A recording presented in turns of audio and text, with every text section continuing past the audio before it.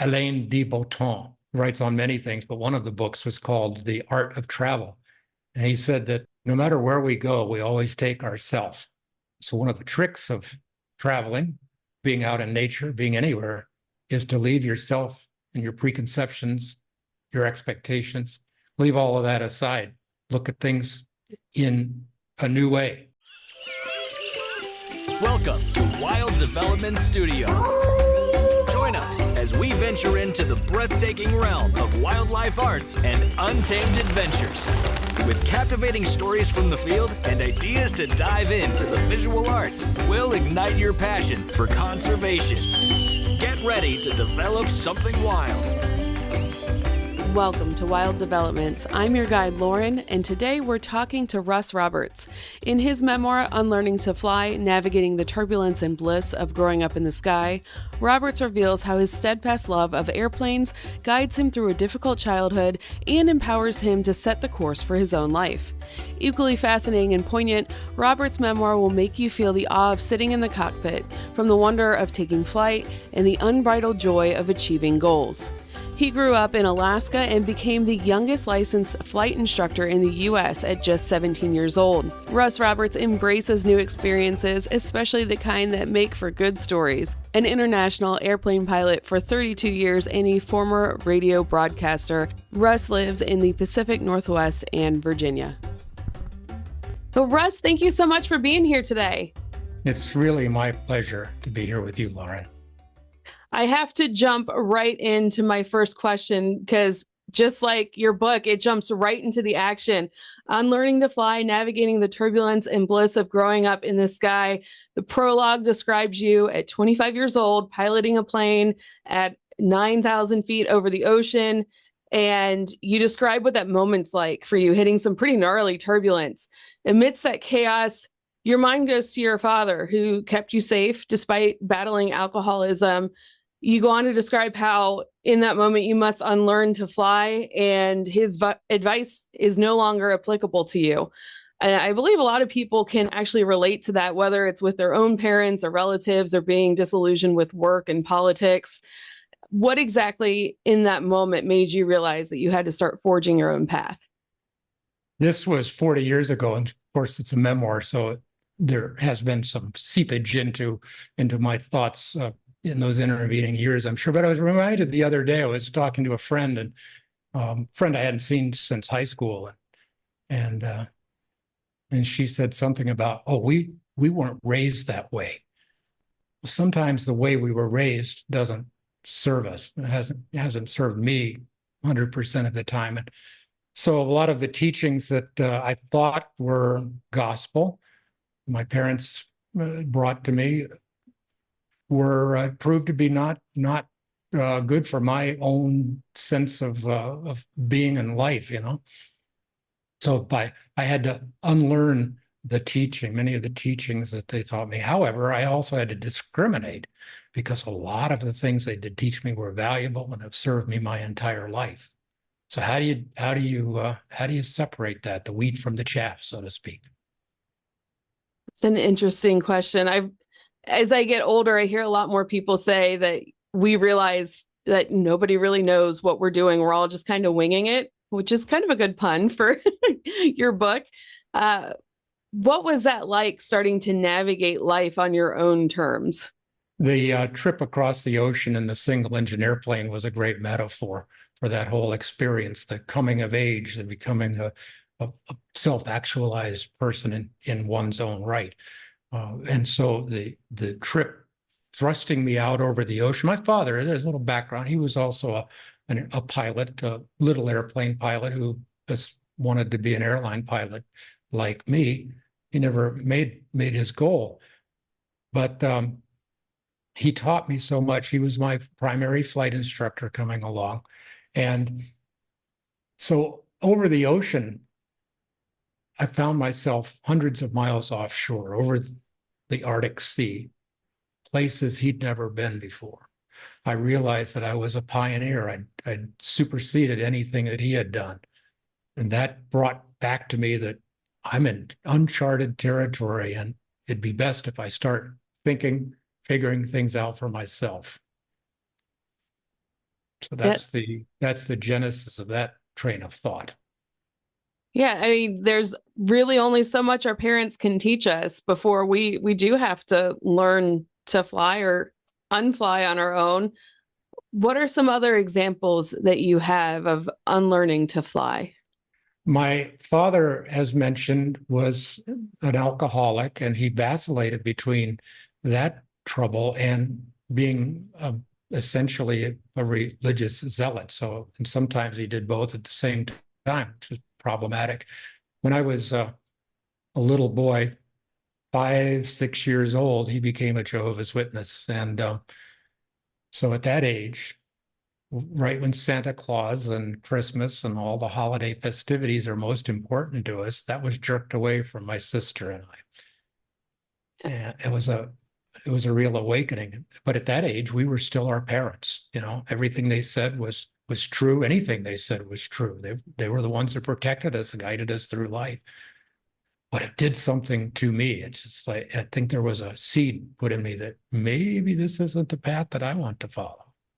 Hmm. Is there anything that you wish that you could go back and redo? Of course, I probably would have begun the separation process from my parents a little bit earlier, if that's possible. Many things I would have done differently along the way, the minor tweaks. I mean, but overall, it worked out. You know, my life has worked out fine. So minor things. I don't think anything, nothing structural, I don't think, just minor tweaks to the program. I can't think of any examples, so maybe something will develop as we talk. Now, how can personal philosophy of overcoming past training help craft an authentic life? Authentic life, that's what it's all about, isn't it? Yeah, the subtitle to my book is Navigating the Turbulence and Bliss of Growing. And then I like to put a little pause there, of growing up in the sky, and or growing up in the sky. It can be read different ways, but it's all about growing. How do we grow into being a self-actualized individual, somebody who is following our own path rather than somebody else's prescription? And we can do that in many ways. I mean, the society's prescription, parents' prescription, your peer group's prescription. What is authentic for you? And I'm certainly not here to tell people how to live or be some kind of a life coach or anything. All I can offer is travel tips of what seems to have worked for me. Yeah, what has worked for me is study. You know, when I get into something, one of the nice things about the religious thing is that it opened me up. Okay, this particular religion that is being fed to me, it doesn't quite fit the bill. So it opened me up to study other religions, and I went beyond the Bible. I read the Upanishads and, read the Quran a little bit and studied those, philosophies, the Eastern religion. So it opened me up to a grand stage of thought possibility. And so what works? What has worked for me? I can take things from Confucius, or I can take things from the Upanishads and find gems in there that speak to me. It sounds like you like to do your research and kind of test and see what works for you and your lifestyle.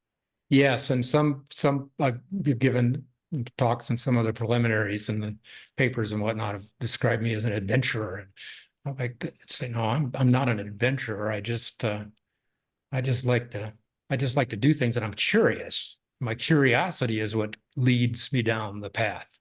I was just going to say, you sound very curious. I'm the same way. Yeah. I was, looking forward to being with you talking about nature, because nature is in everything. Absolutely. It's in everything. And so the paths down into and through nature are unlimited. But you can take it anywhere. I was thinking about flying an airplane and finding nature while flying an airplane. And big airplanes in particular, they're such a gross consumer of natural resources with the noise and the fuel burn. the hard structure of the airplane, the aluminum, all of the systems, the instruments. It seems like a unlikely place to find nature, but you do find the nature. I do anyway. I find the nature in the actual airplane, in the flying, but it's also there. You know, the airplanes are also a vehicle to get me into nature, to see it in a different way. You probably find that a little bit with your drone flying and how that's opened up has opened up new vistas for you. Yeah, it definitely adds a whole new perspective to life. And it being up, I'm limited to 400 feet in most places. And even at 400 feet, it really reminds you how small we are and how connected we are. If we just get up above the trees a bit, you can see, we're actually a lot closer than we think. It's a small world, but also it's a big world too. I recently flew from Seattle to Cincinnati, and the mountains, I was blown away at how many snow-covered mountains there were for miles and miles and miles. It's like seemingly untouched by humans. What's been your favorite view from the pilot seat?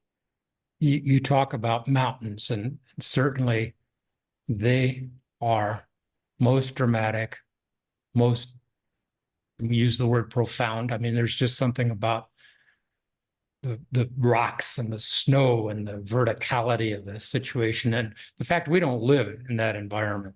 We don't live, on a mountainside typically. So it's an unknown place to us, and seeing that from the air is I'd say always special. And that in the ocean, seeing the especially the boundary between the land and the sea, and sometimes, the West Coast, you were out there, and it's one of the few places where you can see the mountains come right up against the sea. And thus, in the Pacific, you get these great rollers coming in from Asia, and when they hit the West Coast, these beautiful spumes of spray, 30, 40, 50 feet. And then you see this blue and the grays of the Pacific right up against the vertical mountains, like you said, with the snow, and it's truly incredible. Mm-hmm. And once in a while up there, you can look down on, when you're low altitude anyway, little airplanes. It wasn't too long ago in my little airplane, I saw a whale. Oh, cool. Yeah, and you see the whole thing. I mean, I don't know how deep the whale was, maybe 10, 15 feet. I could see the entire whale at one time. That is really neat. Really neat. Really neat. Yeah. My husband was flying a drone once when we were in Florida, and I was on a stand-up paddleboard, and he got some dolphins swimming underneath me. And I would have never seen it if it wasn't for that drone being up in the air. You get it. That's it, isn't it? It's just incredible. Mm-hmm. And looking at things differently, so that with the airplane and the drones, we can look at things in a different way if we're open to it. There's a writer, Alain de Botton, writes on many things, but one of the books was called The Art of Travel. And he said that no matter where we go, we always take ourself. So one of the tricks of traveling, being out in nature, being anywhere, is to leave yourself and your preconceptions, your expectations, leave all of that aside. Look at things in a new way, so that when you're traveling to Europe, he was talking about Europe, and traveling anywhere, try not to bring yourself, You got to be open to these things that reveal themselves. Sometimes we're just closed to it. You've been in a room where you don't see somebody, or you don't see something, and then all of a sudden it's in your view. Mm-hmm. Well, that happens all the time. We only see a very little bit of what is actually available to us, apparently. Yeah, you really have to let your ego go and be open to new experiences and different ways of life when you're traveling around the world. Yes. Oh, one thing, you're flying your drone, or taking your photographs. You see people that I've got to get the shot. I've got to get this. So the first thing they see something beautiful, a camera comes up to get the shot. Well, what about your individual experience of what is happening to you? Are you forgetting that? If you're sometimes I don't know, for me anyway, I just need to put the camera down and just watch what's happening in my eyes. Does that make any sense? It totally does. I am a wildlife photographer, so I do get caught up behind a lens a lot, but I love nature journaling because it forces me to put all the electronics down and just be present in the moment and taking in all the sights and sounds and smells and really being present. Yes. Yes, we were on a photo safari in South Africa a couple of years ago, and it was all about learning how to take wildlife photos. And it's like, some of the time I would just put the camera down because, it's not all about f-stops and focal lengths and all that. Sometimes it was just about watching the animal, seeing what they're doing. You sent me a picture of a lion eating a zebra. What was that experience like? That was quite a while ago, 20 years ago in Kenya, in the Masai Mara. And we were out in the afternoon and we were going along the Mara River, and we were looking for jaguars in the trees. And so we were going as close to the river as we could, and we went around a pile of brush just as that lioness was grabbing the zebra by the throat. And for the next 40 minutes, we watched the zebra we watched the lioness kill the zebra, and it was one of the most profound experiences I've ever had. We were so close, not to be too graphic, but we could smell everything. We could smell the blood. We could hear the crunch of bones. And one of the things that I saw that really moved me was, could only describe it as the look of love in the lioness's face for her prey. Oh, wow. She had a softness after a while, probably after the adrenaline rush, and she was just holding on to the zebra's throat with her jaws, and she was looking at us to make sure we didn't do anything nefarious and interfere with her dinner. But then there was a softness that developed in her eyes. It's like, I love this zebra. What did the zebra mean to the lioness? Whether she was aware or not, it meant life for her. Mm-hmm. Wow. That transfer, Oh yeah, for 40 minutes. And finally the zebra was still, and then we left. And the next morning we went back, and all that was left was the torso of the zebra. They'd been cleaned out, and head, legs, everything gone. And the driver of the Land Rover said, "Don't get out, because that lioness is behind one of these bushes. And if you get close to that carcass, you're going to come very close to Ms. Lion." Wow. Yeah, it was quite an experience. That is not something that you get from sitting at home watching TV, watching Animal Planet or whatever. I never even thought about being able to hear the crunch of the bones and smelling the blood and even just seeing the look of that lion after, because, on TV, they're showing that the shock and awe of the animal being eaten. You don't see 40 minutes later when that lion has shown gratitude and appreciation for its meal. That's what it looked like. And, you might expect the smells and the sounds if you opened yourself to that possibility. But what I never would have expected was that look of adoration that she had. Wow. That sounds incredible. It truly was, Lauren. It really was. Was that your favorite experience in nature, or do you have another? One of them. Yeah. One of them. I'd say the safari. I mean, that was when I first went there. I'd never been on safari before that Kenya experience 20 years ago. And I joined a safari in progress. The other group is small. It was like 6 of us. But I joined it 3 days after they had begun for a couple of reasons. But so I was like, whoa, look at zebras, wildebeest, look, more zebras. And everybody else was like yawning, as didn't realize that they were going to be part of the landscape, part of our picture for the next 2 weeks. They were always there, and the wildlife was everywhere. It was truly incredible. So that's a photo safari was one of my favorite experiences. Another peak experience that way was going to Antarctica. on it. Did you fly in or did you take a boat? No, I went down to join one of the expedition cruise ships down in Ushuaia, the southernmost city in the Americas, down in Argentina. We joined the vessel there. We were ostensibly recreating the route of Shackleton on his famous trip down to the Southern Ocean. But all along the way, again, who would have expected? I never would have expected such wildlife. Just not endless, but boy, it was prolific.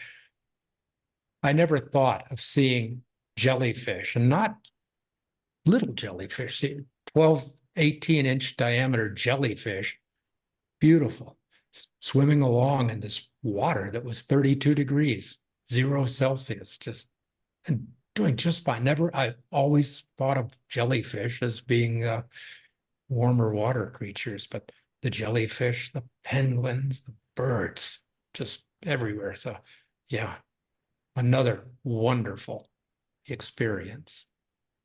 That sounds amazing. Jellyfish the size of a dinner plate. Yeah. And yeah, you're right. You think of those guys as being tropical and not down where it's cold.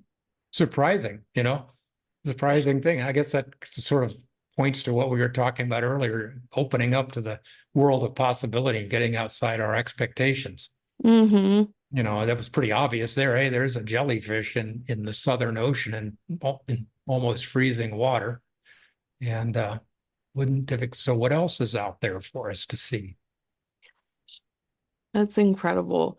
I did want to ask you about your writing process, because I noticed when I was reading your book that, and especially being an artist, I really appreciated the scene where you're describing the clocks on the plane, not like a Picasso, but like a Salvador Dali, and dripping clocks. And throughout the book, you had this incredible color description and you really painted the scene with your words. Is that something that you consciously do, or is that just your natural style of writing? My natural style of writing, for me, I think that's kind of amusing because I've written one book. And did I research it? Did some fact checking, but I spent my whole life researching. So my writing style is a work in progress. I really don't have what I can describe as a style. I just kind of when I was writing, I just tried to fill out the palette so that I could create. In writing school, they call it, creating the world creation, creating a world that the reader can see. I know in my brain, I know what it's supposed to look like, but how do you do that with words? As you do it with color or composition in photography. Well, the words, it's something that, it's a skill to develop, but I really try to keep that in mind as I'm describing something. What is this going to look like? That old thing they tell you, don't tell it when you're writing, show it. Paint a picture for people. So I try to remember that. You did a really good job with that. I did appreciate you did have some pictures in there too. And that really helped to bring the story a little bit more to life. And you had that glossary in the back of the book with the aviation terms. Did you go in? Because I felt like I could keep up. I mean, I do fly a drone, so there are some things that I probably know more than the average Joe about aviation and flight terms. Did you keep that in mind as you were writing, that you needed to describe things in a way that people who aren't in that world could still keep up with your book? Yes, I tried to. My intention when I began was to write a book for a general audience. So far, the book has captured an audience, but it's generally an aviation crowd, people who, I've had my colleagues, retired airline captains, read it and enjoy it, and people that are aspiring to be pilots, young fellows, 12, 13 years old, who are dreaming of flying, guys just starting out in their career, 18 years old, learning to fly. That's been the group that has kind of gravitated toward it. So not sure about that. Maybe it's the title, maybe it is the way the book begins, but I tried to make it more general. But, you know, hey, if a book finds an audience at all, I guess you can count it as being successful. Absolutely. Between the nostalgia of because you kind of go back and forth between when you were really young and when you were flying. So I felt like it was a whole adventure. I loved every minute of it. And I don't want to give away too much of your story, but in your turning point story, you're facing your mortality. You had a broken compass. Your single engine plane was ice up. I mean, you experienced nature, like the bad part of nature, where you are just vulnerable to the elements. How did you, how do I want to ask this question even? Like, how were you conscious of how vulnerable you were to the elements and what was going through your mind? Very much. And the only thing I can think of that's analogous to that is young people out in combat. Mm. You know, they leave school, high school typically for enlisted people, and you know, they can find themselves in combat after training and thrown into a strange alien world. And this flying, this trans-ocean single engine delivery of airplanes was like that for me, thrusting me out into a universe really that was alien, obviously dangerous. I've thought about that in years past. I spent most of my career flying airliners, which have their own challenges. But back then, I launched off of the ocean with one engine, no de-icing equipment, unknown weather, limited navigation equipment. You know, if I did that in an airliner, I'd have to declare an emergency and have the crash, fire, and rescue come to the airplane before we ever left the gate. I mean, so that single engine ocean flying is pretty big league stuff. And it was the first time I really came face to face with my mortality. And 25 years old, I'm really not sure how many people other than combat veterans get to do that, you know? Mm-hmm. Yeah, and it was such a time period. Oftentimes we have dangerous situations, you know, the avoided car crash, almost getting hit by a bus, that kind of things, but they tend to be fleeting. Flying over the ocean for 5, 10, 15 hours gives you time to steep in that tea, you know? Yeah. For me, it's probably where the gray hair started.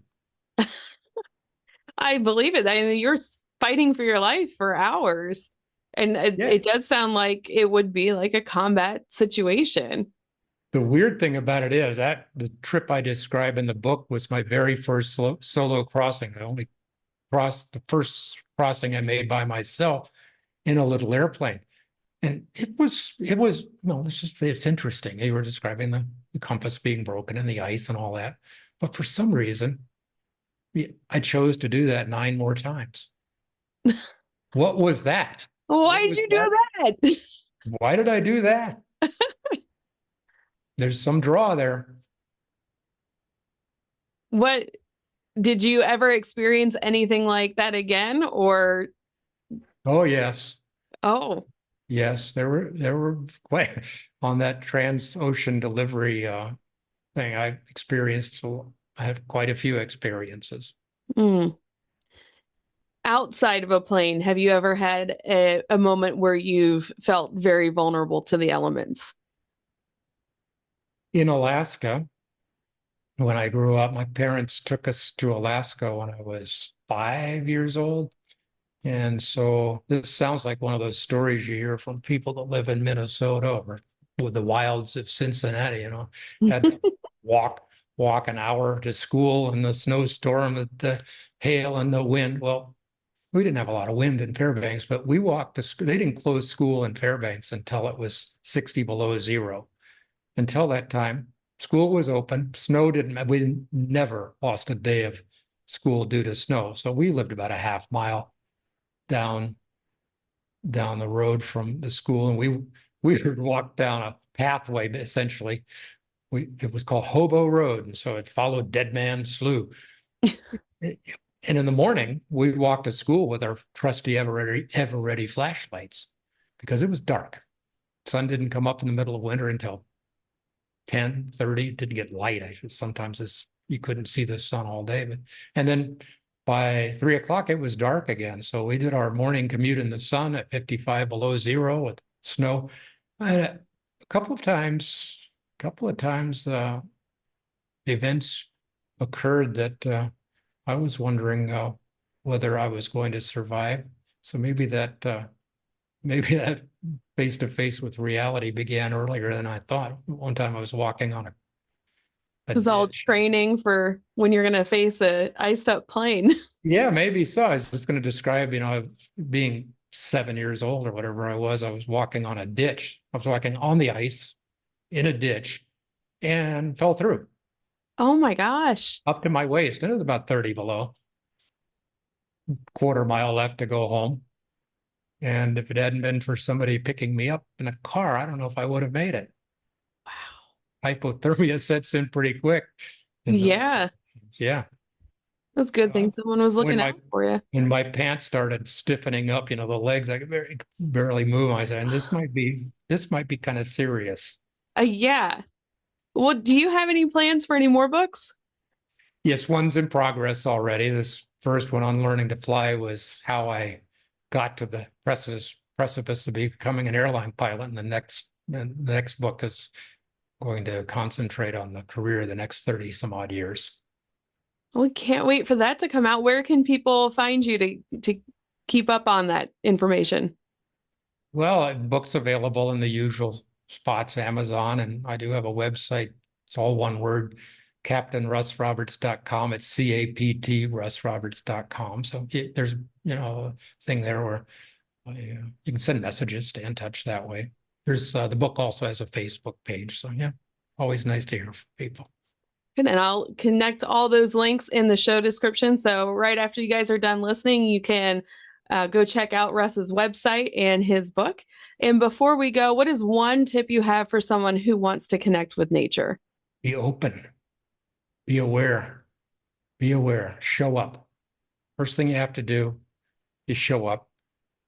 First thing I have to do is show up. Be intentional. Things might happen here that I'm not expecting. And I want to be open to that.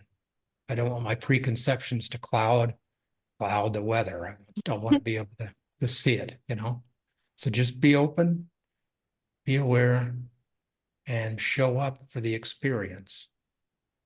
It's good advice for life, too. Thank you so much. It has been my pleasure. My pleasure indeed. And until next time, get outside and see what develops.